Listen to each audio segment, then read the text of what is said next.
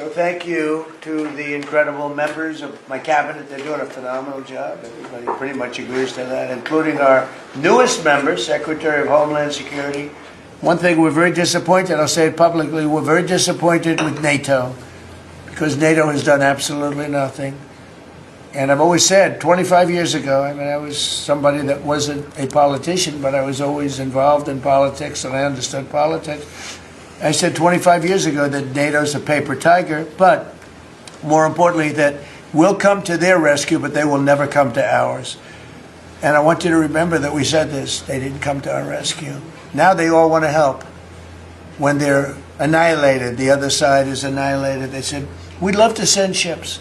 They actually made a statement, a couple of them, that we want to get involved when the war's over. No, it's supposed to get involved when the war's beginning, or even before it begins, including us. You know why? Because they're sick.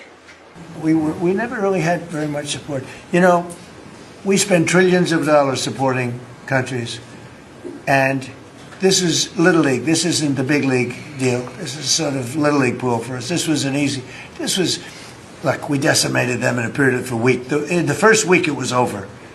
In the first few days, it was over. I think the Navy took us 3 days to essentially annihilate it. They weren't there. So if there's ever a big one, which I hope there's not, but if there's ever a big one, I don't think they're going to be there. And that's not fair. And we have to remember that as a country, because we spend trillions of dollars protecting Europe, protecting the countries of NATO. They weren't there for us. For small time. This is small time. You know what? Venezuela is a big deal, but it's not the big one. They weren't there. So what makes you think they'd be there if we needed them for something? They wouldn't trade jobs with any of you, except maybe some of the fake media. I don't know. Somehow I don't see that. We were always there when they needed help. We always would have been there when they needed help. I mean, think of it. We're there to protect Europe from Russia. In theory, it doesn't affect us. We have an ocean, big, fat, beautiful ocean. But we're there to protect NATO, to protect them from Russia. But they're not there to protect us. It's ridiculous. It doesn't make sense. I tell you, a lot of people were big NATO people. I was never big. I was okay.